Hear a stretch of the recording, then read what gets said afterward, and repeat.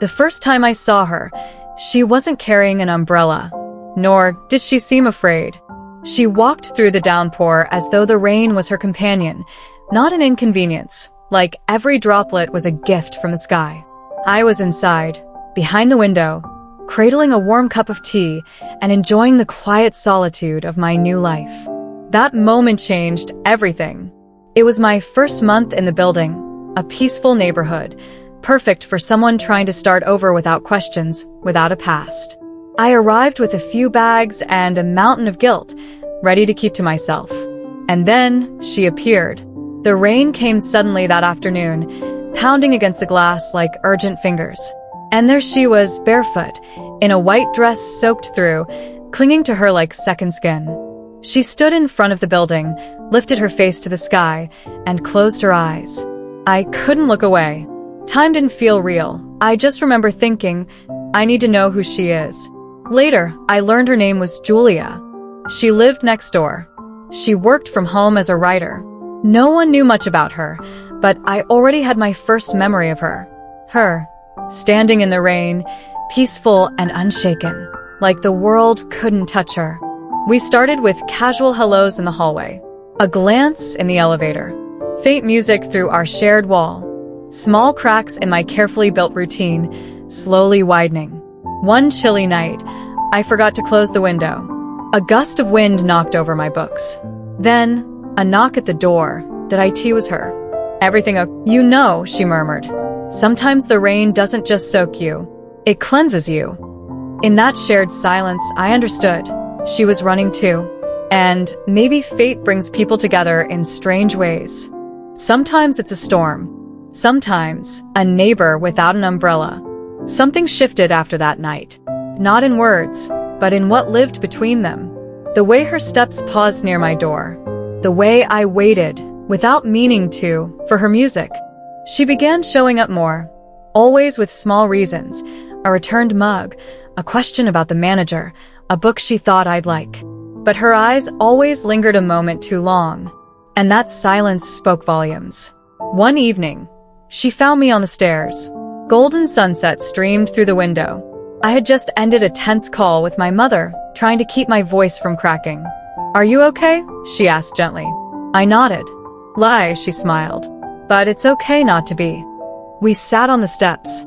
She pulled out a bag of grapes and handed me some. "I haven't spoken to my mom in over a year," she said. "Sometimes I miss her voice. Sometimes I hate myself for missing it." That day, we talked more than ever before. About what hurt, what we buried, what we carried. I realized I wasn't the only one who felt broken. Soon it became routine. Coffee in my kitchen. Night walks through empty streets. Half-watched movies that turned into long conversations. Laughter came easily. There was tenderness in the way she looked at me. And in the way I looked at her, something new.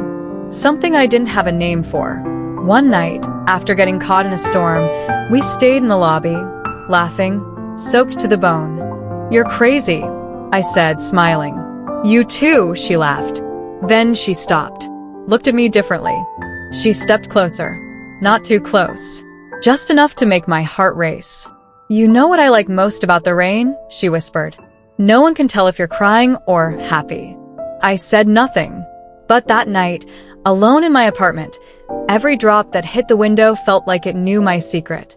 The next week, there was silence. No knocks. No music.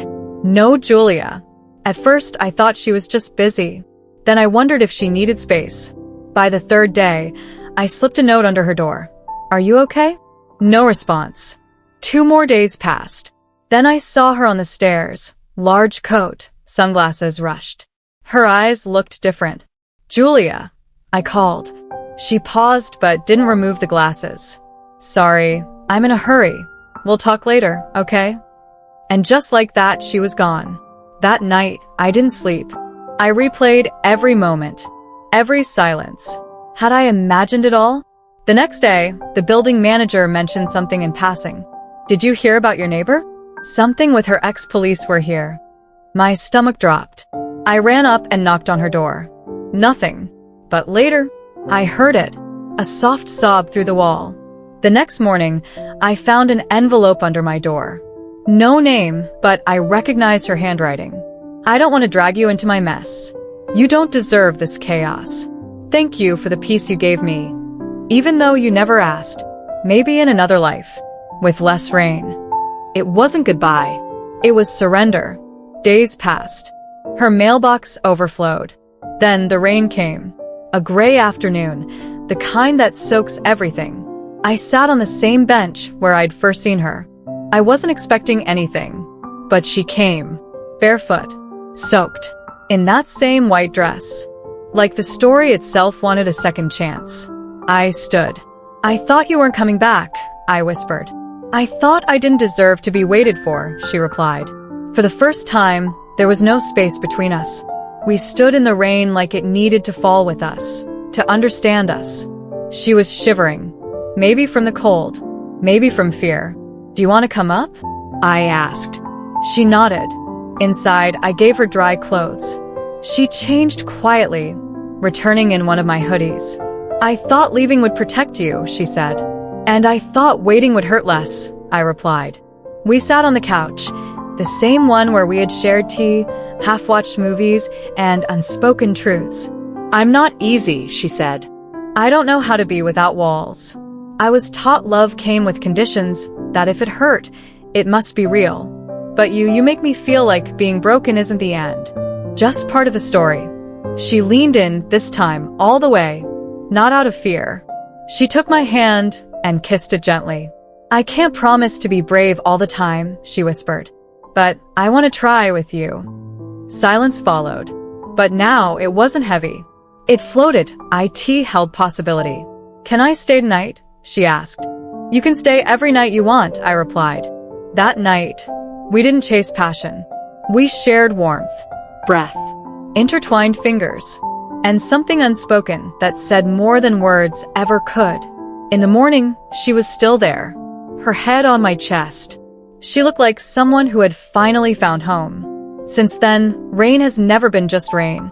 Sometimes, we walk under it together, laughing like fools, no umbrella in sight. Because sometimes, love doesn't arrive with fireworks. Sometimes, it knocks on your door, with a cup of tea, and a story that begins in the rain.